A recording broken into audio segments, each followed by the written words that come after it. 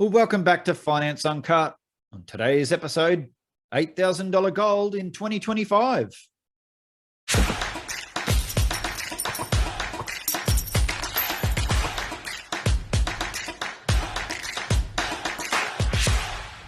So in a video I did just before Christmas, I mentioned that I had come across a chart which said that we're looking at heading towards $8,000 gold by the middle of this decade. And well, this is that video. We're going to have a look at that chart, and we're going to have a look at, is gold going to $8,000 in 2025? Now, I have done videos before where Michael Oliver, I've shared Michael Oliver, where he thinks we're having $200 silver and $8,000 gold next year. I've also previously done videos where David Hunter says that he expects $300 silver and $10,000 gold by the end of this decade. But in this video, we're going to ask the question, can gold hit $8,000 by 2025? And no, this is not a chart from Michael Oliver. So this is the chart that I saw. It came from Jesse Felder. And I saw this one just before Christmas. And I thought, wow, this is really interesting. Where did he get this from? And he got it from Chris Rutherglen. And I'm like, who's Chris Rutherglen? I've never heard of this guy. But a very interesting chart. So basically he says one can arrive at the 2024-2026 timing and a level for the cycle high using money to debt ratio analysis. 45-year period between gold cycle highs, overlaying the current gold market with that from the 1970s. And he basically says one can arrive at a $7,000 to $8,000 cycle high price target for gold in the time frame 2024 to 2026 using multiple independent analysis techniques. And I'm like, never seen this guy before. And so I wanted to share his charts. And this is his charts. This is his modeling. And I thought these were quite interesting. I've never seen charts like this before. And he has these 15-year, these mid-cycles and these longer cycles. And he models it by scaling the increase in the US M2 currency supply and discounting by mining supply increase. And there's some, assumptions built into his model. But it was this one that I found really interesting. When you overlay the current price of gold and the price of gold in the 1970s. Now, the first thing I noticed was, well, hang on, the 1970s was one decade. Current gold market that he's got in here is from 2000. So we're 2 decades in from this. But you know what? What we'll do, and it's funny, he just popped up on Palisades Gold Radio. And so I was going to go through these charts and explain them and talk about them. But why don't we just cut to a clip from his interview on Palisades Gold Radio. So I'm just projecting the money supply to continue to increase at 15% a year for the next few years, which is not necessarily out of the ordinary because it's been roughly at that rate. I think for 2020, it's been at 12 or 13%. And in 2020 or 2021, sorry, it was at around 15 or 12 to 13%. And in 2020, it was probably over 20% increasing. But anyway, so if you were to project this forward, so we have that cycle low that we're coming out of, and it reaches a cycle high, we're looking at $7,000 to $8,000 gold, maybe even higher if it were to exceed that, or if it were to be pushed out a little further in time.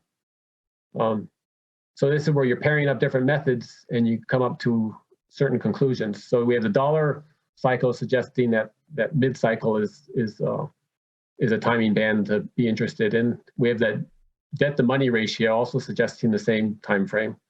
And now we can sort of plug into that what the actual price level at that cycle high would be using this gold price model that we've talked about.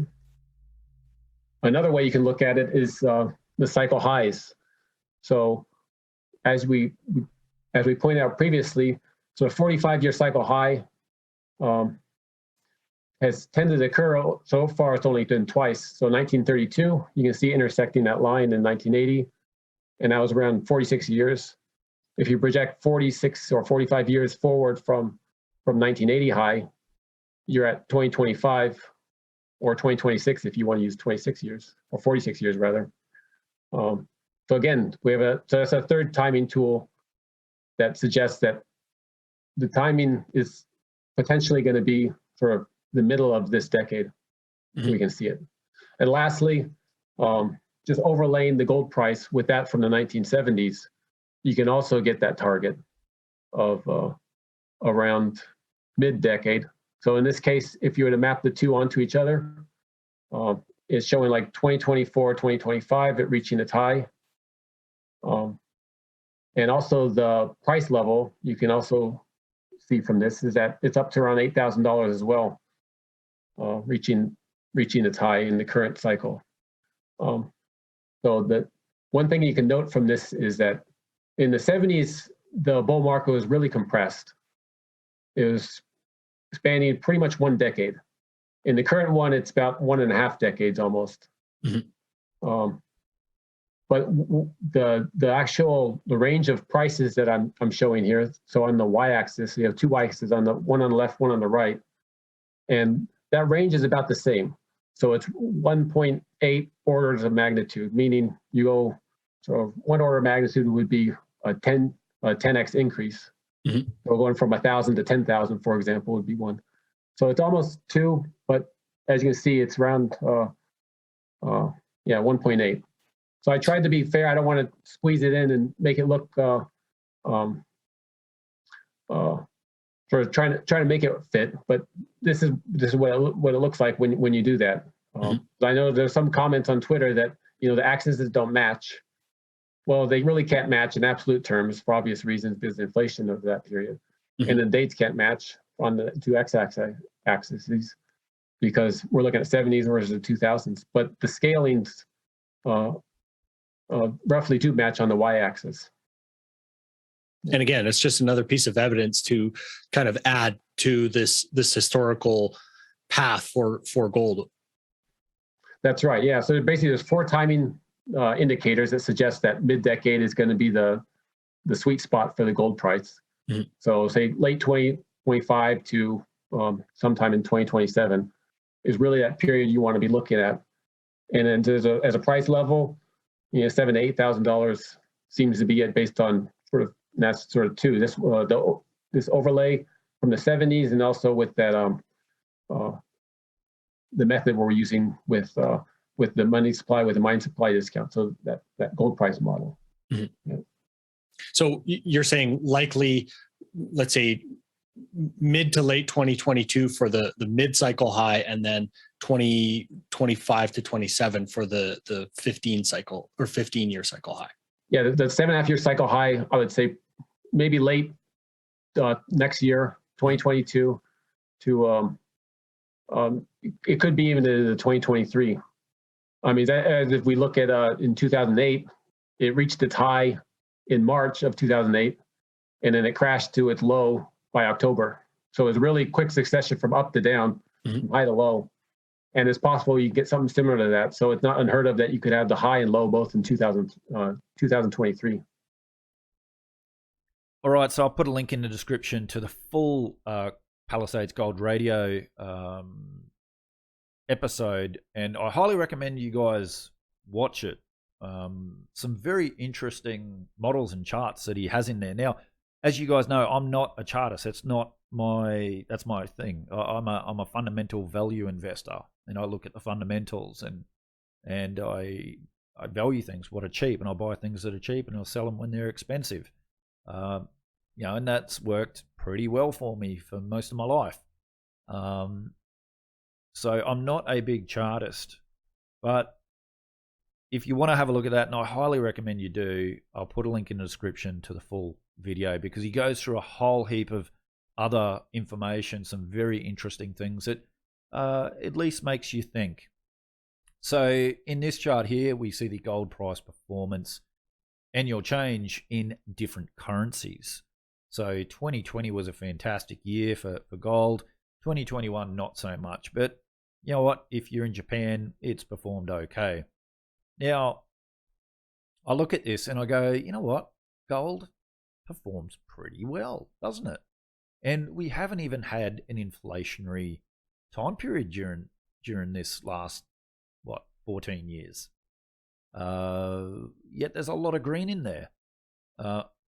Less so in US dollar terms, but for us Aussies, we've only had two red years, two down years in gold. Since then, we've been positive in our gains in gold. And so gold's been doing really, really well. And as I said, we haven't even had an inflation. We've had disinflation during this time. So I think things are going to get really exciting for gold. And here you can have a look at this chart. Gold in the yen. And that's not a bad looking chart from 2000. In fact, if you're a gold investor in Japan, you're loving it. Euro chart looks pretty good for gold too. British gold looks pretty good. Look, US gold looks good as well. That's a good chart. Not as good as Japan, but that's pretty good. I don't have an Australian one. Silver catch up to gold. Now, I thought I'd share this with you. So when we have a look at the percentage growth since January 1970, have a look at gold and have a look at silver. Silver's definitely underperformed there, but in my opinion, I think silver has got a lot of catch up. And on a percentage basis, I see silver moving up a lot more than gold. So yeah, watch this space. Now, if you want better advice to buy gold, it's right here. So Jim Cramer says that he prefers crypto over gold as a hedge. So that's bad news if you're a crypto person. It's great news if you're a gold investor. Why? Because basically I tell people do exactly the opposite to whatever Jim Cramer says. Everybody remembers where he talked about Bear Stearns. Yeah, buy bear. And what, a day or two later, bear went under? Well, he's also got this as a track record. These are all the stocks that he has recommended. And yeah, doesn't have a great track record. Now, as you know, I'm a fundamental investor. So I look at the macro, and the macro says inflationary. I look at the energy situation, and I see a debasement of the currency. I see food, goods. I see destruction in the production sector. And so even if we get, money or currency being destroyed, so we see that reducing, I think we're going to see production decrease even more. So we'll have less supply. So we'll still have CPI. Now, it's not going to go up in a straight line. It's going to come up and down. But from a macro point of view, I see more debasement of the currency moving forward. But then I see risk assets. People are going to start taking, especially the retail investors, they're going to start taking capital out of those markets and putting them into safe havens. And when the you-know-what really hits the fan, there's going to be an avalanche of capital pouring into gold and silver, in my opinion. And it's going to be that investment demand that drives the price of gold and silver. And we're seeing that, especially in India, really coming back. I shared a chart just before Christmas about India silver demand, pretty much back up to all-time highs again. And 4.2 million German households will see their electricity bills rise by an average of 63.7% this year. In 2021, German demand for physical gold was at a decade high. Exactly. So the macro, everything just says more currency debasement, more CPI, higher costs for households, and we're going to see more demand for the metals. And as you know, central banks have been buying gold like no tomorrow in recent years. Really since the GFC, the major central banks have been buying it. But now we're getting a lot more of the smaller central banks right across the world buying. So we are seeing central banks accelerate that shift from the dollar to gold worldwide. And so you need to ask the question, why are they doing that? Why are central banks buying gold? And perhaps that's a warning that maybe you should too. The Irish Central Bank added $88 million worth of gold to its reserves in November, representing the first purchase in over a decade. When asked why, they refused to give any reason. Central banks fear gold. And here in breaking news, Bank of Ghana to start gold purchases from small-scale miners to boost countries' gold reserves. As predicted, I believe more countries will do this to rebuild FX reserves. So, do I believe we're going to see $8,000 gold by 2025? I actually don't think it's that crazy number. I know a lot of people are just going to dismiss that and go, rubbish. Where, a loaf of bread will cost $1 billion and all this sort of stuff. That's rubbish and that's lazy. Guys, go back to 1970, 71. Have a look at what a loaf of bread cost back then. Have a look at what a loaf of bread cost in 1980. Okay, have a look at that increase. Then have a look at the price of gold in 1970. Have a look at it in 1980, and have a look at the percentage gain. Okay, it's just lazy. Yes, we are going to see an increase in the loaf of bread and everything else because, as I said, we've got an energy crisis that we're facing and going to face. And from a monetary point of view, I believe we are going to see currency being sprayed within the economy. So we're going to have more debasement. So yes, inflation is going to be here, in my opinion. And getting from, say, around 2000, we're just under 2000 now. I said that my prediction for gold in 2022 is between $2,200 and $2,500, with possibly 3,000 being that top of the range there. But let's just say gold finishes at around $2,500 by the end of the year. Well, it only needs to double to get to 5,000. And then from 5,000 to 8,000, it only needs to go up, a bit over 50% from there. So yeah, from where it is now, 1,800 to 8,000 sounds like a big move, but in reality, it's not. And you saw earlier what gold has done since 2007 in a disinflationary environment. So when the you-know-what really hits the fan, I think we're going to see a 1970s style real ramp up in a very sharp, and short period of time, like it did in the late 70s. Gold and silver for a period in the 1970s did nothing, went nowhere, and then all of a sudden, and it was remember, and I've said this before, go do some research on, and I've done a video on it. I can't remember which video it is, but about President Carter, and people were losing faith in the US dollar, and he had to come up with the idea of these Carter bonds, which was basically the dollar being backed by the Swiss franc. So a lot of people forget about that. So in my opinion, we are seeing much higher gold. I've said my prediction for this year is $2,200 to $2,500 gold, maybe up to 3,000 on that top range there. I don't see gold being under $2,000 by the end of the year. I'm pretty confident on that one. And yeah, something's going to give in the next few years. So could it be 2023? Could it be 2024, 2025? I don't know exactly when, but yeah, I think $8,000 gold is not out of the question at all.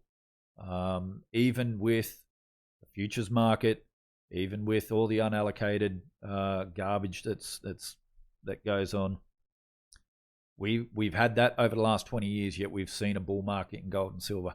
It can happen again, and it will happen again. But you know what? It's not financial advice. That's just my opinion. Anyway, guys, what do you guys think? Love to see your thoughts and opinions in the comments below. If you like this video, please hit that like button. Really do appreciate it. Take care, everyone, and I'll see you again on another episode of Finance Uncut.